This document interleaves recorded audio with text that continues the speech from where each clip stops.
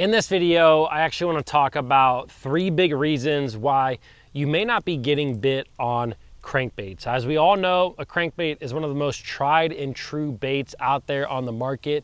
And it seems at times that the crankbait has kind of died over the last couple of years.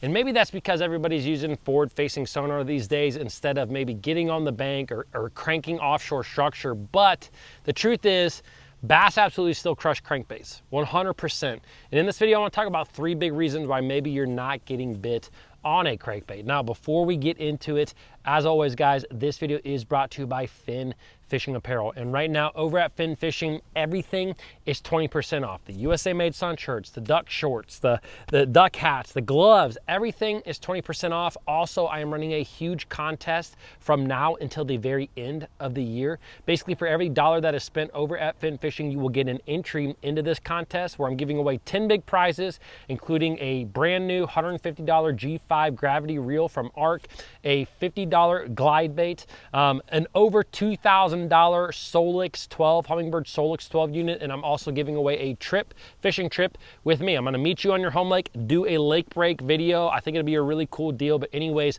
all you gotta do is check out that Fin Fishing down below. Links are in the description. All right, let's talk a little bit about crankbaits. You know, like I said, I think that there's 3 big reasons when it comes to cranking that you may not get bit all the time. And I'm gonna be honest, the first one is maybe because you're just out there casting it and reeling it in. And look, this is something that, like I said, there's a lot of things in bass fishing that we know, but we're not always intentional about.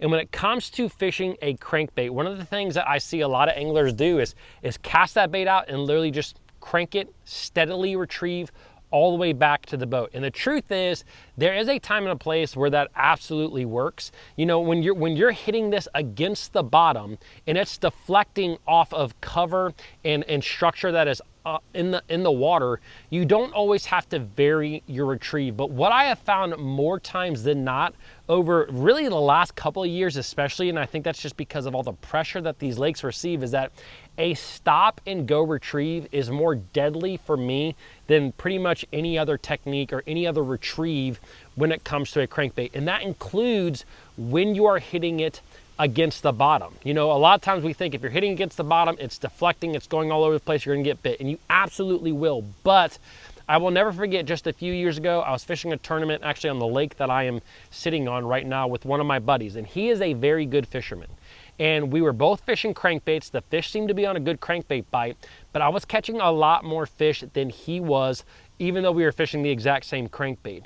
And the biggest thing that I was doing that was different, a stop and go retrieve. Both of our crankbaits were hitting the bottom. We were fishing kind of rocky points, rocky banks, shallow rocky points and rocky banks where you think you just have to hit that stuff across the bottom. And the truth is, the fish would only hit it if you basically just swept the rod and let that bait pause for a split second and rise back up. That was the whole key, the whole key to that deal. And about halfway through the tournament, after I'd caught probably 7 or 8 fish on the crankbait, and I don't think the guy that I was fishing with had caught one, he finally was like, man, I just can't get bit on this thing. And I'm like, dude, I really think it's just that you have to kill it.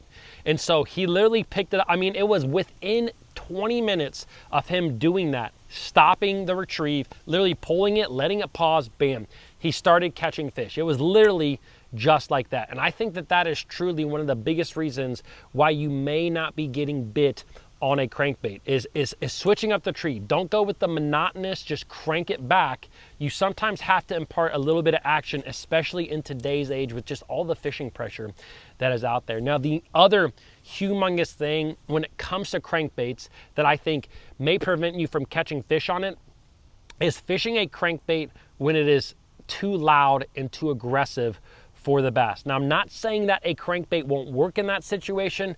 Again, it just seems like as of recent, the times where I have had the most success with a crankbait is typically where I'm using either a silent crankbait or a crankbait that has very little noise. We can all pick up a crankbait, our favorite baits, out of the box and literally just shake them, and you're gonna hear a lot of big rattles and noises. That is really great for certain times throughout the year, but I just feel that the more pressure that these lakes receive, sometimes these more subtle baits just get more bites. And I find that not only with baits like crankbaits, but also baits like topwaters and other baits. You know, there's definitely a time and place for a big, loudy, rattling bait. But I think that a lot of these baits that are a little bit more subtle, you know, this is a Rapala DT8. Everybody knows how good the DT series is, and it's a bait that it doesn't have, I mean, there's very little noise to that thing at all. That's why it's one of the best cold water crankbaits out there, but it's also just a good year-round crankbait because I think of its subtleness. And there's a lot of crankbaits. You know, I love the Strike King crankbaits, the XD series.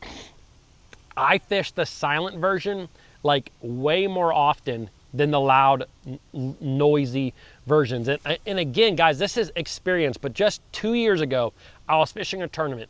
I pulled up to an area. I knew there was a lot of bass in this area.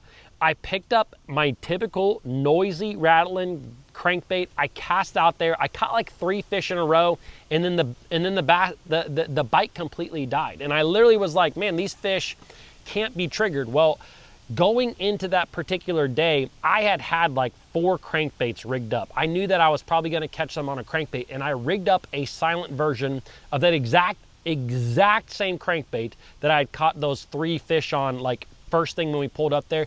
Dude, I'm telling you what, I made the switch to the one that was silent. I cast in there, and I'm telling you, it was nonstop for like 25 minutes. Literally just fish after fish after fish. As a matter of fact, I caught a double. One of the only doubles I've caught on a crankbait was on this particular day. And it was crazy to me because I was casting the exact same bait, but one had rattles and one did not. And the difference in how many fish you caught was extravagant. Like it was huge. And it was something that has been engraved in my mind that rattles and noise, I think, make a bigger difference than even colors do. And so the other thing, I got one more thing. This is the third thing when it comes to a crankbait, why you may not be catching fish on a crankbait. And the thing about it is that sometimes you don't always think to pick up a crankbait. And what I really want to say here is that a lot of times I have found recently that in situations where your first thought is a chatterbait, pick up a crankbait instead. Because, for example, there's a couple of lakes near me where the fish absolutely crush chatterbaits, and they will crush them forever. But there's a couple of lakes near me where they have a lot of grass in them. There's lily pads, and a chatterbait is a great bait. But when you get to those lakes, everybody throws a chatterbait. And sometimes simply being different and picking up a crankbait, for example, a square bill crankbait, a shallow diving crankbait, in a lot of the exact same situations where you would fish that chatterbait, can help you to get a lot more bites. A lot more bites. And I've seen the exact same thing where it's the difference in catching a few fish and a lot of fish. And the thing about it is that a crankbait is not going to come through lily pads, and it's not going to come through grass as well as a chatterbait, but it is something that is different. And in bass fishing, the biggest thing that all of us anglers can do is figure out a way to be different. When you can be different, you can present bass that are used to a certain vibration, a certain lure, a certain retrieve, something completely new, and you are literally fooling the fish in that sense. So guys, when it comes to crankbait fishing, they absolutely still work. Those are a couple of big reasons why you may not be getting bit. If you guys would like to help support the channel, don't forget to check out that fin fishing gear, and I will see you guys tomorrow.